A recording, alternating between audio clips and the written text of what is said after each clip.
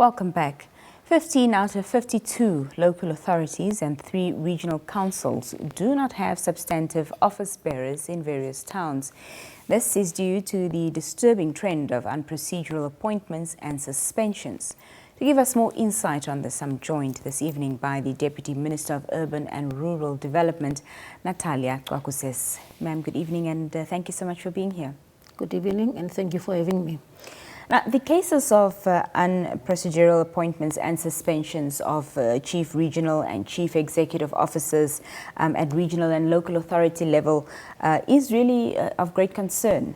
Help us understand why there's so many suspensions and senior positions that remain vacant for a lengthy period of time. Thank you very much for the question. Yes, indeed, the cases of unprocedural appointments and suspensions of the CEOs and the regional councils have been noticed and noted with great concern at the ministry level. And you might have recalled as journalists and the fellow Namibians that when the ministry has realized that unbecoming situations in some local authorities, I have undertook a nationwide engagement sessions with the various local authorities. And during my visit, I was accompanied by key stakeholders such as labor commissioners, public service commissioners, the associations responsible for both local authorities and regional councils, and we have really shared some consequences and also information as to how procedurally these local authorities should act when they want to discipline the CEOs and the CROs. And I must tell the nation that after such engagement, these cases of suspensions, especially the unprocedural suspensions, have drastically reduced, and we are closely monitoring these incidents and intervene timely to assist the local authorities really to follow the laid-down procedures when they want to act in terms of these suspensions and then the unprocedural appointments. How did a matter such as this, negatively impact on service delivery for local authorities and also regional councils? It's a common sense. I mean, institutions called local authorities and regional councils are institutions proximity to the people. That's exactly where services are rendered. Much needed services to the people. And one cannot imagine an institution called local authority, regional council, operating without a substantive CEO. Because these bodies are governed in terms of corporate governance by the 2 arms, the political office bearers and then the professionals, the CEO with his or her staff members. When the councils are taking lawful resolutions in terms of service delivery, these resolutions are not implemented by the political office bearers. These lawful resolutions in terms of service delivery are required to be executed, to be carried out by the chief executive officer or the chief regional officer with his or her team. So when such accounting officer is absent at an institution, it is definitely, without any doubt, affecting the service delivery. It delays, it cannot work. Sometimes the year will end up without, for instance, capital projects being executed.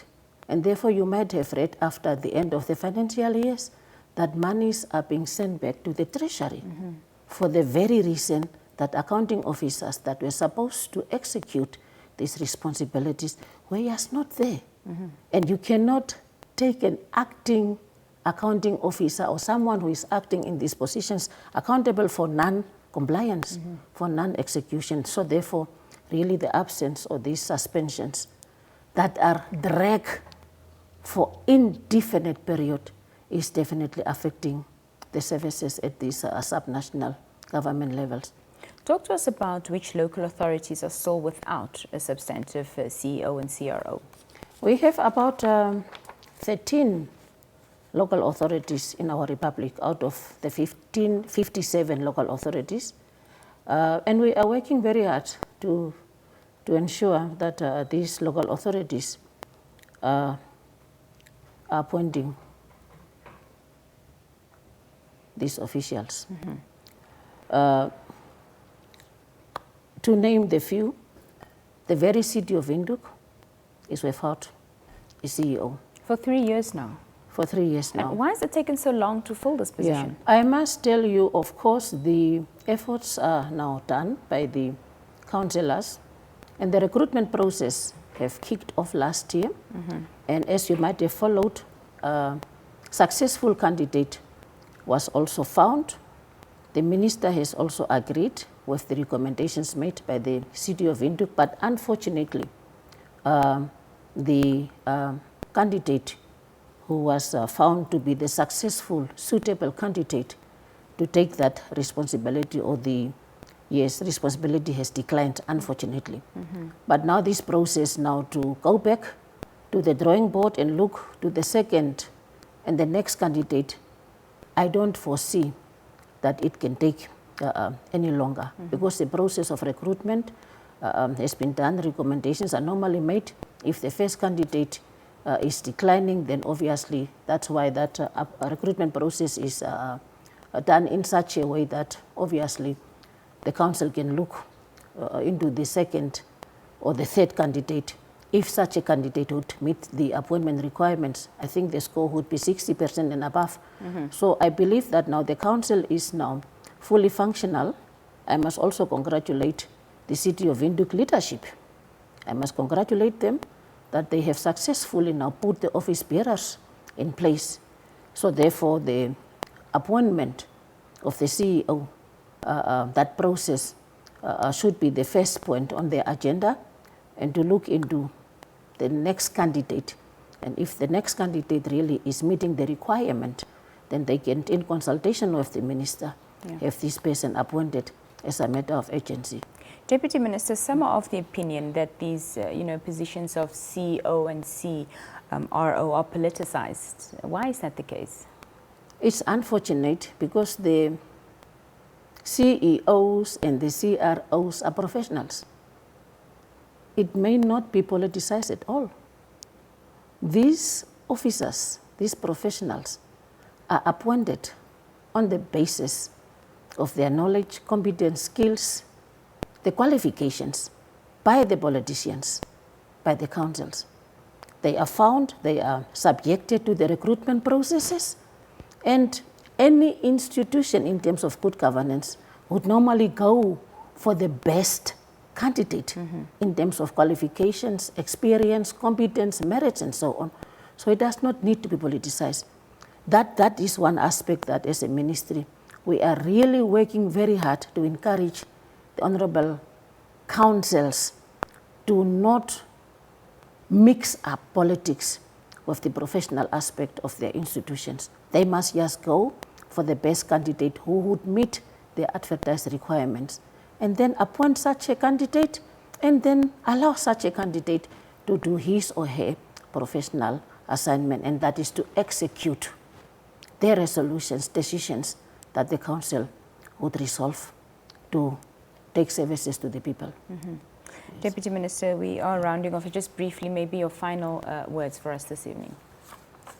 Yeah, we can only say now that the year is also now baptized to be the year, and I fully agree with His Excellency to say, let this year, the 2023, be the year of revival, for us to revive our spirits, our minds, and our attitudes, and to focus on our core mandate in the local authorities, and that is to bring services to the people, to deliver on housing, to deliver on land, to bring infrastructure development, to make services easier, accessible to the residents in the different localities.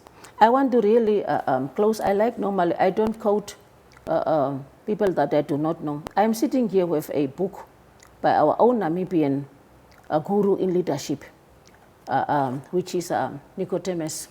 And I like in his book, on his page 88, the book is titled The Burden of Leadership, The Art of Leading Beyond Comfort. And he's saying, as leaders, and I refer to myself as well, ask yourself, am I really serving the people through this position as a counselor, as a minister, as accounting officer? Or is my occupation of this position justifiable in terms of service delivery? Or should I step aside to make way for someone who could do a better job in servicing people? Local authorities and national leadership is about servicing the people. He further goes on and say, I know these are not necessarily comfortable questions, and I know Namibians and some leaders would not like this type of questions, but this is a year of revival. But they are necessary. We are supposed to reflect and ask these questions to ourselves. Sometimes we have people, leaders, in positions who are doing absolutely nothing. And if they do nothing, then they spend time on quarrels, squabbles, and infights. And I think this year of revival should not have this type of unnecessary tendencies in our institutions. Thank you. Unfortunately, we can't finish that quote, but I'm sure it's wonderful, as I know Mr. Nicodemus is such a prolific speaker and leader. I thank you so much for your time this evening, Thank you very much for having me, and all the best. Ending on a quote from a local author, Mr. Nicodemus is the Deputy Minister speaking to us this evening, Natalia. Goagoses. We're going to take a short break. When we come back, the Daily Roundup continues.